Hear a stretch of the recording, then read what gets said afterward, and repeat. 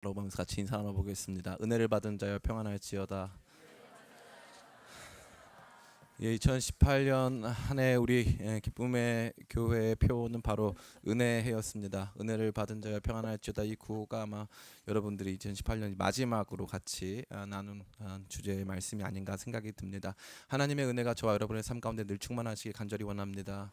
우리 교회는 지속적으로 하나님께서 주신 놀라운 은혜로 말미암아 여러분 지금 보시는 것과 같이 많이 부흥하고 또 은혜가 넘치고 있습니다. 여러분에게 또 이러한 놀라운 은혜가 넘치기를 간절히 바랍니다. 특별히 제가 저의 오른쪽을 보았을 때 저의 오른쪽에는 이제 집사가 될 정말 듬직하고도 어떻게 보면 기도가 많이 필요한 우리 많은 변화와 회개가 필요한 지체들이 여기 다 같이 모여 있습니다. 그래서 이 지체들 여러분 보실 때마다 왜 앞에 앉았을까 저는 많이 고민했어요. 그래서 찬양팀도 있고 많은데 왜 이들이 여기 앉았을까 이런 생각을 많이 했는데 이들이 2019년에는 은혜를 받아 변화되기를 간절히 원합니다. 정말 큰 변화 있기를 간절히 원합니다. 아마 오늘 말씀 중에 아마 2018년이 끝나고 2019년 새해가 밝아올 것을 저는 알고 있습니다. 그러한 가운데 참 이 송구영신 예배가 갖는 중요한 의미는 2018년의 마지막 시간을 하나님께 드리고 2019년의 첫 번째 시간을 하나님께 드리는 시간이라고 할 수 있습니다. 그것을 처음과 나중을 전체를 다 하나님께 올려드리는 것인데요. 알파와 오메가가 되신 역사의 출발과 역사의 마지막이 되신 주님께 우리의 삶 전체의 처음과 나중을 드리는 복된 의미가 이 송구영신 예배 가운데 있는 줄을 믿습니다. 그래서 여러분들이 2018년 마지막 시간과 2019년의 첫 번째 시간을 이렇게 말씀 가운데 듣게 됐는데 정말 여러분 평생을 지배하는 놀라운 은혜가 말씀을 통하여서 강력하게 부어지기를 간절히 원합니다. 올 한 해 우리는 은혜라는 말을 마음에 새기며 살아왔습니다. 부끄럽지만 목사로서 이렇게 하나의 표어를 삶 속에서 되뇌인 적이 있을까 생각이 들 만큼 이 주제는 강렬했습니다. 저와 저희 가정 그리고 우리 교회 2018년을 설명하는 데 있어서 은혜라는 단어 외에 더 적절한 것은 없는 것만 같습니다. 지난 공동의회를 통해서도 말씀드린 바 있지만 우리 기쁨의 교회는 올 한 해 엄청난 기적을 경험해 왔습니다. 6월에는 사택을 이전하고 사택 공간을 사무실과 조이풀 키즈 예배실, 주중 영성 기도의 실로 사용하게 되었습니다. 7월에는 강남 기쁨의 교회를 분립했습니다. 10월에는 문화일보홀에서 청년 예배를 시작하게 되었습니다. 이뿐 아니라 이 과정에서 성도님들의 숫자가 줄어들기는커녕 조금씩 증가하였고 여름 수련회, 산상 기도회, 청년 동기 축제 등을 통해서 우리는 더욱 친밀해졌습니다. 이 모든 것을 어찌 은혜 이외의 단어로 설명할 수 있겠습니까? 교회적으로 감사할 내용 이외에도 우리의 삶 속에서 하나님의 역사와 섭리, 돌보심과 인도하심을 경험하게 된 순간이 얼마나 많았습니까? 모든 것이 은혜였습니다. 조심스러운 말씀을 드리자면 저는 혼자서 2018년 이 주제가 너무 좋아서 그냥 한 해 더 2019년도 또 그냥 은혜해로 하면 안 될까라는 유혹을 느꼈습니다. 그 정도로 우리는 이렇게 아름답고 감사한 한 해를 살게 된 것입니다. 그러나 우리의 삶에는 여전히 하나님께서 해결해 주지 않으신 문제들이 산적해 있습니다. 한편으로는 해결되고 개선된 삶의 모습들이 있지만 다른 한편으로는 여전히 답보 상태에 놓여져 있는 많은 삶의 문제들이 우리를 혼란스럽게 하며 하나님의 성품과 그분의 온전한 계획을 바라보지 못하게 만들고 있다는 것입니다. 저는 2018년을 마무리하고 우리에게 주어지는 새로운 2019년을 맞이하며 여러분과 이 문제에 대해 함께 생각해 보고자 합니다. 이 문제는 우리가 피하고 싶은 삶의 이야기일 수 있습니다. 그러나 아직 충분히 주어지지 않은 은혜들이 정작 하나님의 크신 은혜였음을 발견할 수만 있다면 우리는 이미 주어진 것들에 깊이 감사하고 앞으로 주어질 것들을 바라볼 수 있게 될 줄 믿습니다. 아무쪼록 우리 사랑하는 기쁨의 교회 모든 성도님들이 오늘 말씀을 통해 우리에게 주어진 은혜의 풍성함을 다시 한번 발견하고 아직 주어지지 않은 은혜를 소망하게 되시기를 예수님의 이름으로 축원합니다. 첫 번째 우리가 생각해 보기를 원하는 것은 사도 바울 안에 있었던 상처였습니다.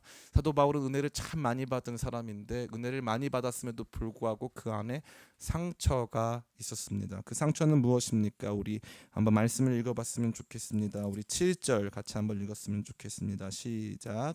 여러 계시를 받은 것이 지극히 크므로 너무 자만하지 않게 하시려고 내 육체에 가시 곧 사탄의 사자를 주셨으니 이는 나를 쳐서 너무 자만하지 않게 하려 하심이라. 아멘. 그는 자기 삶 안에 육체의 가시가 있었다고 말해주고 있습니다. 그런데 단순히 이것을 육체의 가시라고 우리에게 말해줄 뿐만 아니라 이것을 부연 설명하여서 사탄의 사자다라고 말해주었습니다. 육체의 가시, 육체 안에 있었던 그를 어렵고 힘들게 했던 것이 얼마나 힘들었는지 그는 그것을 향하여서 사탄의 사자라고 표현하고 있는 것입니다. 많은 학자들은 그가 겪었던 여러 가지 질병들에 대해서 이야기해주고 있습니다. 어떤 학자는 그가 겪었던 질병이 안질이다, 눈에 있는 병이었다라고 하는 사람도 있지만, 또 다른 학자들은 이 본문을 근거로 그가 가지고 있었던 질병이 간질이었다라고 말해주고 있습니다. 간질은 저와 여러분들이 잘 아는 것처럼 언제 어떻게 될지 모르는 이 발작 증세를 의미하는 것입니다. 갑자기 정신 똑바로 했던 사람이 갑자기 발작 증세를 일으키니까 옆에 있는 사람들도 많이 놀라고, 그 사람도 자기가 자기의 정신과 신체를 컨트롤할 수 없기 때문에 사람들 앞에서 엄청나게 부끄러운 모습을 보여야 되는 참으로 어려운 질병이 아닐 수 없습니다. 어찌 되었든지 그것은 사람들 앞에서 사도 바울 자기 자신의 권위를 실추시키는 그러한 종류의 연약함이었습니다. 이러한 연약함으로 말미암아 그는 자신이 세운 교회 안에서도 쫓겨날 지경에 이르렀습니다. 고린도 후서는 자기가 어떤 사도였는가, 자기가 전한 복음이 얼마나 정당한 복음인가를 증언하기 위하여서 쓰여진 말씀입니다. 그것은 왜 쓰여졌을까요? 사람들이 봤을 때 사도 바울보다 더 육체적으로, 더 여러 가지 율법적으로 완벽해 보이는 사람들이 너무 많았습니다. 사도 바울이 갖고 있었던 여러 가지 한계점 중에 그가 사도로서 권위를 보여주지 못하는 지점 중에 하나가 무엇이었냐면, 그것은 다른 것이 아니라 바로 그가 가지고 있었던 육체의 가시, 사탄의 사자였습니다. 그는 아마도 그 가시가 너무나도 싫었을 것입니다. 그것으로 말미암아 사람들 앞에서 부끄러움을 당해야 했고, 그것으로 말미암아 자기가 하는 여러 가지 일들의 방해를 받아야 했습니다.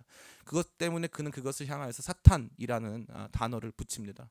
사탄의 사자다. 하나님 일 못하게 방해한다. 내 삶을 방해할 뿐만 아니라 하나님 일까지 방해하는, 내 삶에 다시는 일어나서는 안 되는 엄청나게 무겁고 힘든 것이라는 것을 이 말씀을 통해서 저와 여러분 모두에게 보여주고 있는 것입니다. 또한 그가 가지고 있었던 이러한 한계는 한편으로는 억울한 것이기도 했습니다. 첫 번째로는 너무나도 힘들고 아픈 것이었지만, 다른 한편으로는 동시에 굉장히 억울한 것이었다는 것입니다. 왜 그렇습니까? 사도 바울은 회심 이후에 그의 전생애를 복음을 위해 헌신했습니다. 다른 일 한 적 없고 죄 지은 적 없습니다. 최선을 다해서 그가 살아온 삶은 복음만을 위해 살아온 삶입니다.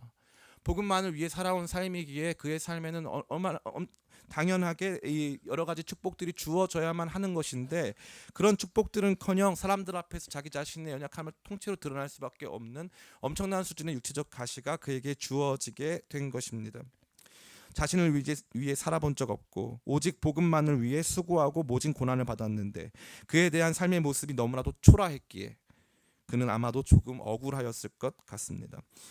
저는 이 부분에서 참 많은 생각을 했어요. 제가 길을 걸어갈 때 옛날에 그런 생각한 적이 있어요. 목사가 되기로 처음 결정을 한 다음에 목사 되고 나서 평생을 30명, 20명 이렇게 작은 교회 담임 목사 할 수 있어? 저한테 하나님 물어보시는 것 같더라고요. 근데 저는 그러한 교회에서 컸기 때문에 너무 싫었어요. 너무 자신이 없었어요.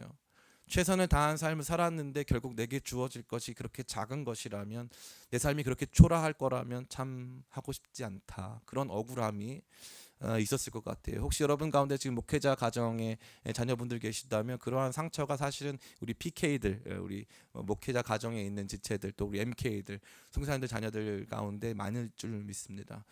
하나님을 위해 최선을 다했는데 돌아온 것은 가난과 궁핍, 여러 가지 연약함, 사람들 앞에서 나 자신을 드러낼 수 없는 여러 가지 한계들이라면 참 그것이 우리로 하여금 억울하게 만들고 마음 아프게 하는 것입니다.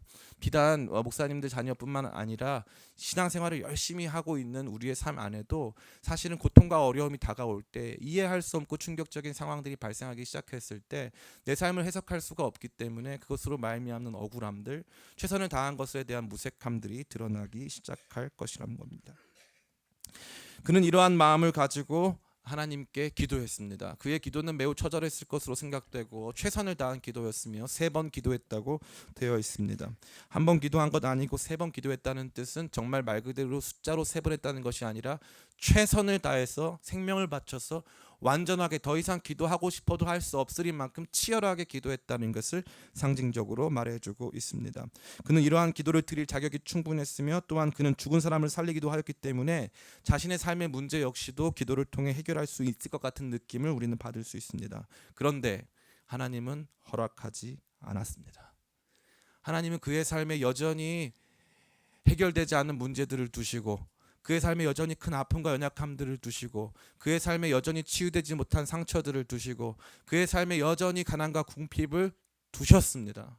그가 아무리 열심히 기도해도 그 부분은 해결되지 않았습니다.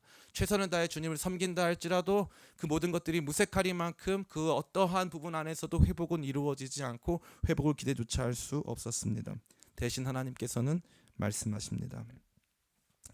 내 은혜가, 나의 은혜, 하나님의 은혜가 너에게 족하다.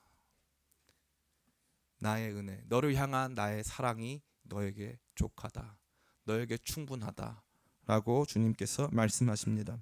그렇다면 우리는 어디에서 그 은혜를 발견할 수 있으며 또 아직 해결되지 않은 우리의 삶의 문제들을 어떠한 방식으로 이해할 수 있습니까? 세 가지 정도로 간단하게 생각해 보기를 원합니다. 이것은 하나님의 은혜의 속성을 파악하면 쉽습니다. 하나님의 은혜는 어떤 은혜입니까? 따라해 볼까요? 겸손케 하는 은혜. 예, 하나님의 은혜는요 우리를 겸손하게 하는 은혜입니다. 7절 말씀 같이 한번 읽어봤으면 좋겠습니다. 시작. 여러 계시를 받은 것이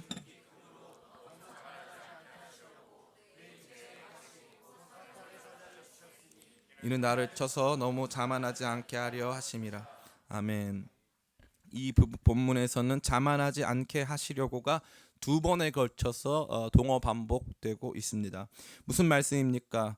은혜가 너무 많이 주어지면 그것이 은혜인 줄 모르고 우리 스스로가 은혜 받을 만한 자격과 조건이 충분한 사람인 것처럼 우리의 삶에 일어난 좋은 삶의 결과들이 나의 노력과 나의 능력으로 이루어진 것처럼 생각할 수밖에 없다는 것입니다.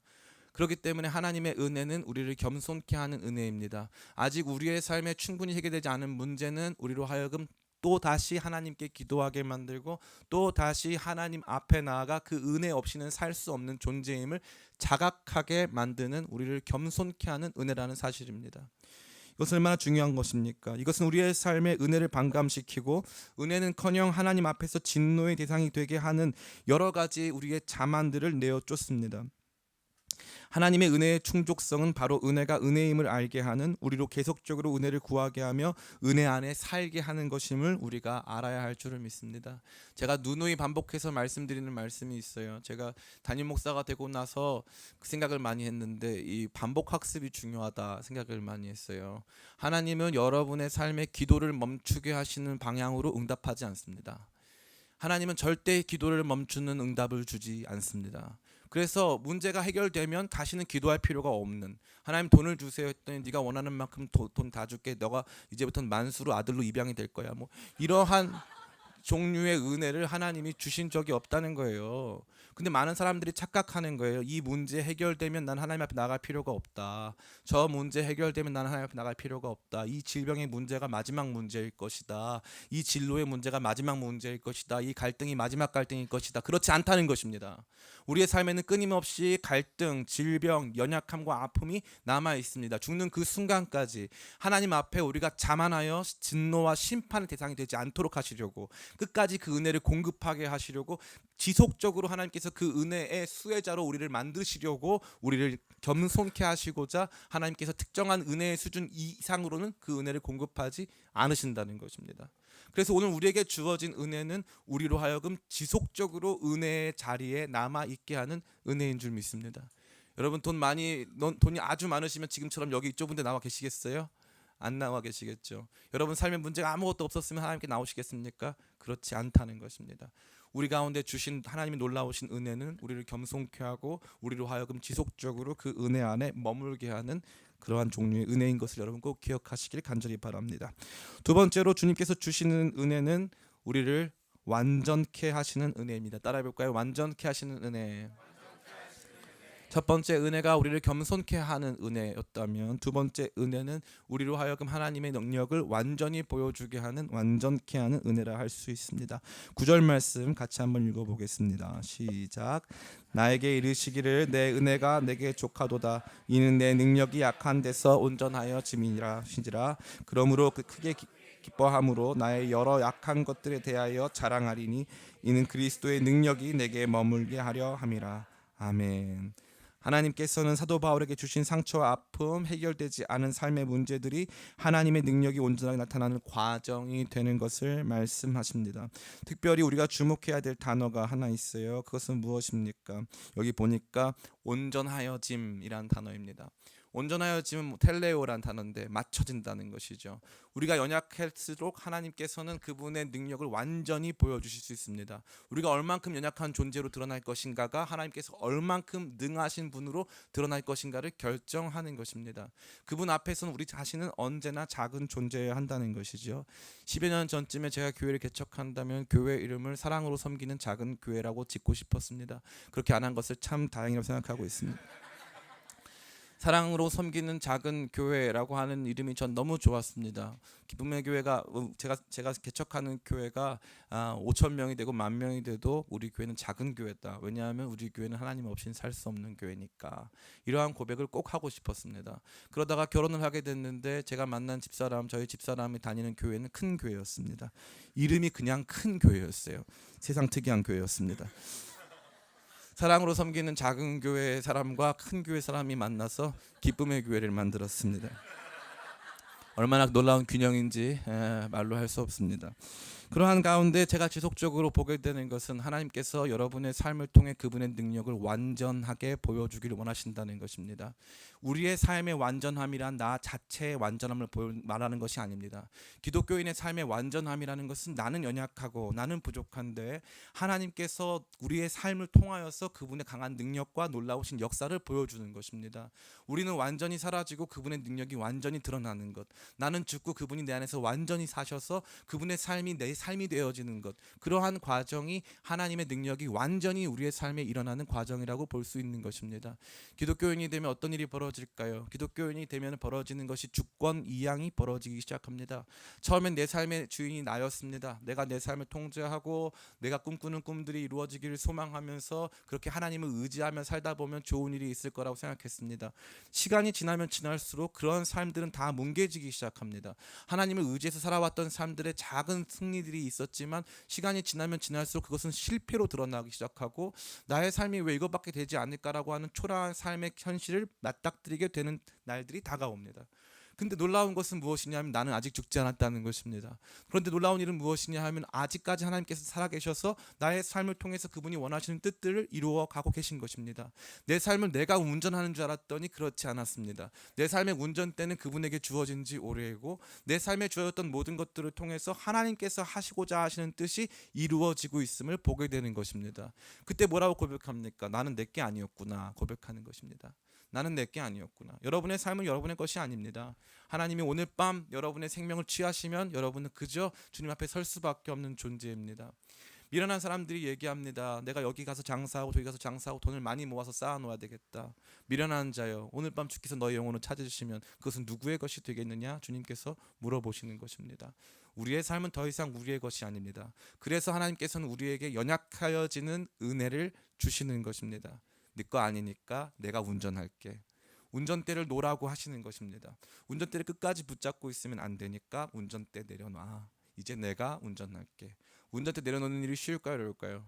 어렵습니다. 그러나 그럼에도 불구하고 하나님께서 이제 운전 못하는 상황으로 우리를 몰아가십니다. 그래서 운전대 딱 내려놓고 하나님이 쫙 운전하는 거죠. 내가 내려놓은 만큼 그분이 운전하십니다. 그분의 운전이 더 안전합니다. 아멘.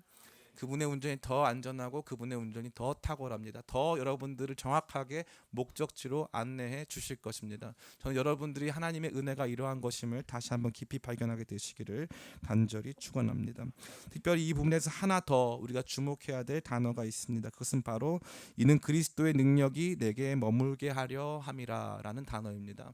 머물게 하다라는 단어는 헬라어에서 굉장히 빈번하게 등장하는 단어입니다. 메노라는 단어인데 여기에 쓰인 단어는 그 메노가 아니에요. 신약 성경에서 유일하게 딱 한 번 쓰인 단어입니다. 에피스케오오, 스케노오라는 단어인데요.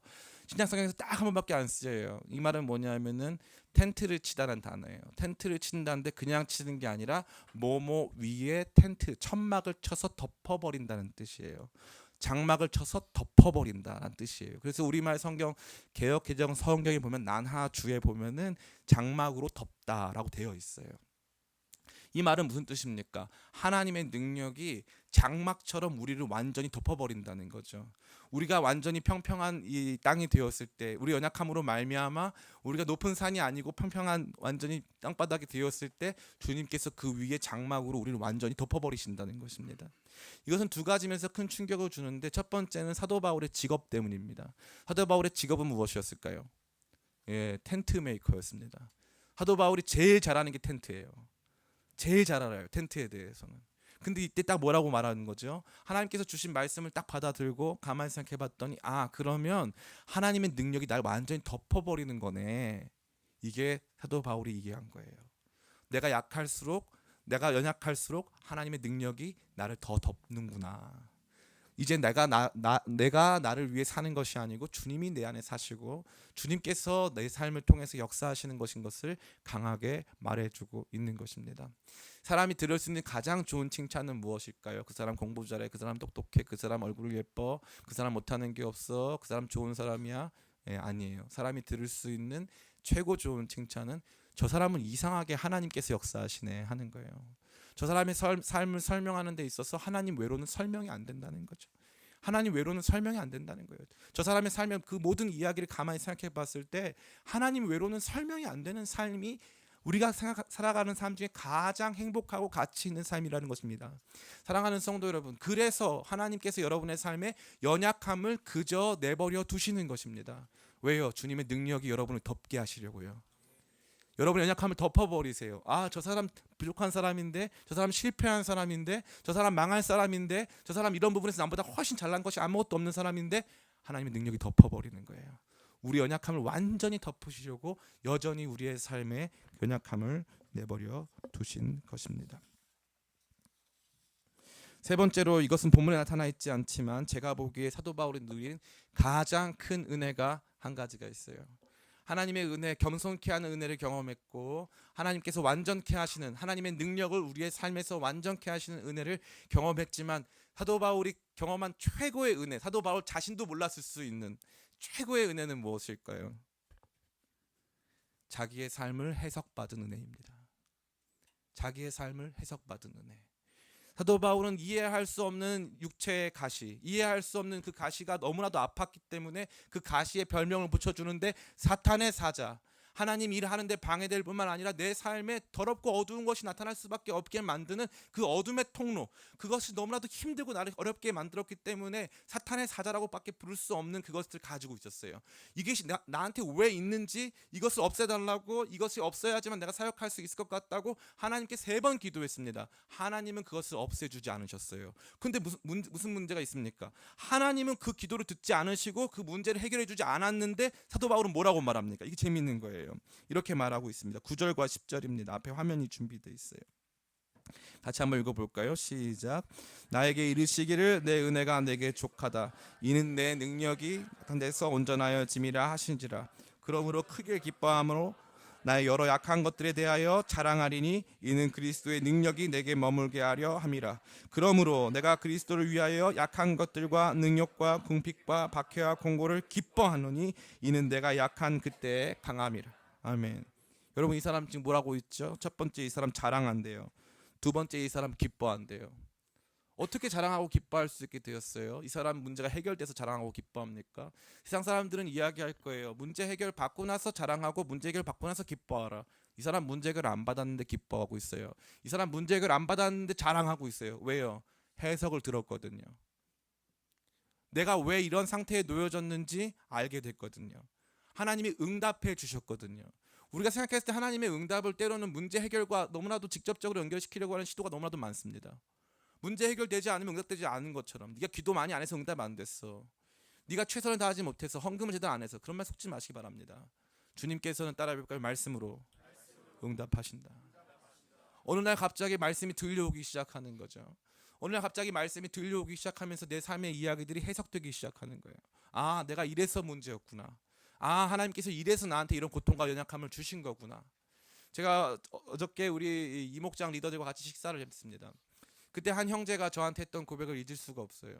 그 형제가 저한테 개인적으로 너무 힘든 일이 있기 때문에 기도 제목을 보낸 형제입니다. 그 형제가 사실 그 나이 또래 다른 형제들이 갖기에는 참 어려운 삶의 문제를 갖고 있어요. 그 형제가 뭐라고 말하냐면 이렇게 말하는 거예요. 기쁨의 교회에서 최고 좋았던 게 뭐냐고 물어봤더니 최고 좋았던 게 내 삶에 어려움이 있는 게 왜 있는지를 설명해 주셔서 고맙다는 거예요. 많은 교회들이 뭐라고 말하냐면 예수님 믿으면 문제 해결 받는다 이거예요. 예수님 믿으면 문제 하나도 없는다. 거짓말이에요. 누가 그렇게 가르칩니까? 예수님 믿고 문제 해결 다 받은 사람 없어요. 존재하지 않습니다. 구약 성경의 모든 사람들 어떤 사람들입니까? 아브라함이 주님의 말씀 따라갔더니 문제 다 해결 받았습니까? 그렇지 않죠. 25년 동안 기다려야 했습니다. 그 과정에서 무슨 실수가 있었습니까? 이스마엘을 낳았어요. 사랑하는 아들 아닙니까? 이스마엘은 아들 아닙니까? 아들이잖아요. 근데 그 아들 어떻게 해야 했어요? 내쫓아야만 했단 말이죠. 광야로. 내 아들인데. 뭐 때문에요? 내가 실수해서요. 인간적인 방법으로 실수해서요. 모세요 40년 광야에서 목자로 살았어요. 왜 사는지조차 모르게. 요셉이요, 다윗이요, 다니엘이요, 이름을 다 대보세요. 예수님 믿고 하나님 믿고 살아가면서 고통과 아픔 없는 사람 단 한 사람도 없습니다. 단 한 사람도 없어요. 근데 문제는 뭐예요? 내가 왜 여기 있는지를 알게 되는 거예요. 내가 왜 여기 있는지, 지나온 내 삶의 이야기가 왜 저기 있는지. 요셉이 뭐라고 말합니까? 형들에게 이렇게 말합니다. 당신들이 나를 팔았다고 해서 근심하거나 슬퍼하지 마소서. 하나님께서 당신들의 생명을 살리시려고 나를 여기로 먼저 보내셨습니다. 해석을 받은 거예요. 해석을. 이해가 되는 거예요. 아, 내 삶의 고통이 이해가 되기 시작하는 거예요. 아, 이게 문제였구나. 사도 바울이 받은 최고의 응답이 뭐예요? 이해가 된 거예요. 아, 맞아. 내 은혜가 족한 거구나. 나를 겸손케 하는 은혜였구나. 내 안에서 하나님의 능력을 보여주는 은혜였구나. 내가 그 은혜 앞에 서 있으면 주님께서 언젠가 나를 통해서 그분의 능력으로 나를 덮으실 것이겠구나. 이러한 해석이 찾아오기 시작하는 거예요. 그런 해석이 찾아오기 시작하면요, 그 다음부터는 두려움이 없어요. 이것이 사도 바울이 받은 가장 위대한 은혜인 줄 믿습니다. 사랑하는 성도 여러분, 저는 이제 2018년 끝났어요. 벌써 끝났네. 목사님 한번 19, 87 한번 해주시지. 저희 교회는 그런 거 유치해서 잘 안 해요. 그러면 한 해가 끝났습니다. 새로운 한 해가 주어졌어요. 2019년에도 이렇게 여러분 고백하게 될 거예요. 하나님 감사합니다. 하나님 좋은 일이 많았어요. 그런데 어려운 일이 있었어요. 그런데 해결되지 않는 문제가 있어요. 그런데 주님 질병이 있었어요. 그런데 주님 사랑하는 사람을 떠나보내야 했어요. 이해할 수가 없어요. 3번 기도했어요. 주님 앞에 나아갔어요. 문제 해결은 되지 않았어요. 삶의 문제는 해결된 적 없어요. 그런데 주님의 음성이 들려와요. 내 은혜가 내게 족하다. 네가 너무 자만할까 봐 그랬어. 네가 연약할수록 내가 나의 능력을 더 보여줄 수 있거든. 그래서 너의 연약함은 나의 완전함의 통로야.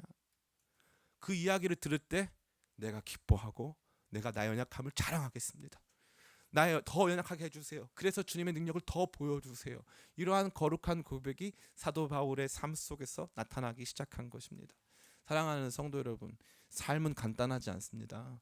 하나님께서 저와 여러분에게 주신 삶은 치열한 전쟁터와도 같고 엄청나게 빠른 속도로 최선을 다해서 달려가야 하는 경주와도 같습니다. 이러한 삶의 경주와 치열한 싸움 속에서 우리는 상처받게 될 것이고 고통당하게 될 것이고 아직까지 해결되지 않은 삶의 문제들에 직면하게 될 것입니다. 그러할 때 우리가 발견하게 되는 것은 무엇입니까? 하나님의 은혜가 여전히 남아있음을 발견합니다. 하나님의 은혜는 나를 겸손케 하는 은혜입니다. 내가 너무 자만하니까, 나 스스로 너무 높아지고 하나님 없는 삶을 살 것을 선택하면은 그 순간부터 우리는 하나님의 은혜의 대상이 아니라 하나님 저주의 대상, 하나님 심판의 대상이 되기 때문에 하나님께서 아직까지 주님을 의지할 수 있는 통로로 우리의 삶에 완전히 문제 해결을 주시진 않으신 것입니다. 우리를 겸손케 하는 은혜가 저와 여러분 가운데 늘 함께하기를 간절히 축원합니다. 두 번째로 하나님께서 주시는 은혜는 그분의 능력이 나타나게 하는, 그분의 능력이 우리의 삶에 온전히 나타나게 하는 완전케 하는 은혜인 줄 믿습니다. 우리의 삶의 완전함이란 나 자신의 능력이 인격의 완전함이 아니고 나와 하나님과 함께 만들어가는, 하나님이 나의 삶을 통하여서 그분의 완전하심과 능력을 보여주는 그것인 줄 믿습니다. 그래서 하나님께서는 저와 여러분에게 고통과 아픔을 주셔서 그분께서 여러분을 치료하시고 고치시고 만지시고 여러분을 통해서 일하시는 것을 보여주신다는 것입니다. 마지막 가장 중요한 은혜, 해석받는 은혜가 저와 여러분과 넘치기 간절히 원합니다. 여러분이 2019년도의 삶을 생각하면서 또 여러 가지로 고민하면서 또 여러 가지로 마음으로 결단하면서 꼭 가져야 되는 마음이 무엇이냐? 주님, 말씀으로 내 삶을 해석해 주시옵소서. 나의 연약함이 무엇인지를 드러내 주시고 내 삶에 가치 있는 부분이 무엇인지 알게 해주시고 내게 주신 여러 상황 속에서 내가 어떤 길을 걸어가야 될지 주님 말씀하여 주시옵소서. 해석된 말씀이 들려오는 순간부터 연약과 고통, 궁핍, 곤란, 능욕받는 모든 것들이 주 앞에 기쁨과 감사, 자랑거리로 바뀌기 시작한 거 아닙니까? 사람의 가치는요 바로 이 말씀으로부터 주어지는 그 놀라운 해석에 주어지는 줄 믿습니다. 그래서 여러분 2019년에 결단할 것은 다른 것이 아니에요. 기도할 때 주님 내게 응답하여 주시옵소서. 말씀을 들을 때 깨닫게 하여 주시옵소서. 찬양을 부를 때 그것이 나의 가사가 되게 도와주시옵소서. 그래서 우리에게 드리는 모든 예배, 모든 말씀, 모든 삶의 순간순간 속에서 주님께서 주시는 말씀의 해석이 내 안에 다가옴으로 말미암아 모든 것 가운데 기뻐하고 감사하고 자랑할 수 있도록 도와주시옵소서. 저는 여러분들이 이것을 2019년도에 경험하길 간절히 원합니다. 기쁨의 교회 와서 여러분이 누릴 수 있는 것이 무엇입니까? 기쁨의 교회 와서 누릴 수 있는 것이 많이 없어요. 물론 맛있는 밥, 오뎅탕 뭐 이런 거 있어요. 그럼 여기 좋은 집사님들이 여기 이렇게 있어요. 내년도에 열심히 할 거예요, 안 할 거예요? 정말 주님의 해석이 필요한 왜 이들을 해석이 필요한 부분이 아닐 수 없는데 진짜 기쁨의 교회에서 누릴 수 있는 것이 아무것도 없어요. 저도 많이 부족하잖아요. 여러분 잘 아시잖아요. 기쁨의 교회에서 누릴 수 있는 것이 아무것도 없어요. 근데 여러분 2019년 한 해 동안 전력 다하여서 기도 3번 한다. 사도 바울이 기도 3번 하는 것처럼 최선을 다해서 주님 주의 말씀을 내게 부으사 내 삶이 왜 이런지 알게 해주세요. 내 삶의 가치와 의미를 알게 해주세요. 연약함을 자랑하며 기뻐할 수 있도록 내 삶에 이러한 고통과 아픔이 왜 있는지를 알게 해주세요. 깨닫게 해주세요. 주의 말씀 들려오게 해주세요. 이것이 저와 여러분의 기도의 제목이 되길 간절히 축원합니다. 그것이 들려오기 시작하면서부터 삶이 변하는 거예요. 깨닫기 시작하면서부터 삶의 가치가 달라지기 시작하는 것입니다. 그러면 포기하지 않습니다. 낭망하지 않아요. 그러면 슬퍼하지 않습니다. 기뻐하고 자랑하고 해석되고 이해됐기 때문에 그것으로 말미암아 만족하게 된다는 것입니다. 내 은혜가 내게 족하다. 100번 말씀해 보세요. 하나도 마음에 안 다가와요. 엄마가 아들이 2명 있는데 아들 2명 있는 분은 없었지만 아들이 2명이 있는데 큰 아들은 10,000원 주고 동생한테 5,000원 줬어요. 그래놓고서는 동생이 상은이가 엄마 난 왜 5,000원 엄마 난 왜 5,000원 줬어? 그러면 네 은혜가 내게 족하다. 그러면 그 말 듣고 애가 할렐루야 아멘 할 사람 아무도 없다는 거예요. 아무도 없어요. 우리는 원래 은혜가 족하다 이런 거에 만족을 못하는 사람이란 말이에요. 그런데 하나님의 음성이 들려오는 거예요. 내가 너한테 왜 그랬냐 하면 네가 너한테 왜 그랬냐 하면 네가 너무 자만할까 봐, 네가 저주의 대상이 될까 봐, 네가 심판의 대상이 될까 봐 그래서 그런 거야. 내가 너한테 왜 그랬냐 하면 내가 너를 통해서 할 일이 너무 커가지고 그런 거야. 내가 너의 연약함을 사용할 거야. 내가 너의 아픔을 사용할 거야. 그게 들려오기 시작하면요 감사한 거예요. 그래 맞아 할 수 있어. 살아낼 수 있어. 그래 내 삶은 가치 있어. 그게 시작되는 것입니다. 진짜 그리스도인의 삶이 거기서부터 출발하는 거예요. 사람은 완벽할 수 없어요. 여러분 지금 완벽하다 생각하죠? 언젠가 넘어질 거예요. 언젠가는 고난을 만나게 될 거예요. 힘든 일이 다가오게 됩니다. 그게 삶이에요. 그러한 고통과 어려움 속에서도 여전히 내 삶이 가치가 있고 의미가 있고 여전히 내 삶이 하나님의 능력의 통로가 되고 하나님의 영광의 통로가 된다는 것, 여전히 주님께서 나를 사랑하사 나를 겸손케 하심으로 끊임없는 은혜의 수혜자로 만들어 가신다는 것을 말씀을 통해서 경험하게 되는 2019년 한 해가 되시기를 예수님의 이름으로 축원합니다. 우리 시간 같이 기도하길 원합니다. 같이 기도할 때 주여 지금까지 나를 인도하신 것 감사합니다. 나를 겸손케 하는 은혜, 나를 완전케 하는 은혜, 그 은혜 알기 원하여서 주의 음성 듣기를 원하오니 2019년도에는 주의 음성 듣는 한 해 될 수 있도록 도와주시옵소서. 내 삶의 놀라운 해석 주시옵소서. 주의 종이 듣겠나이다. 내게 말씀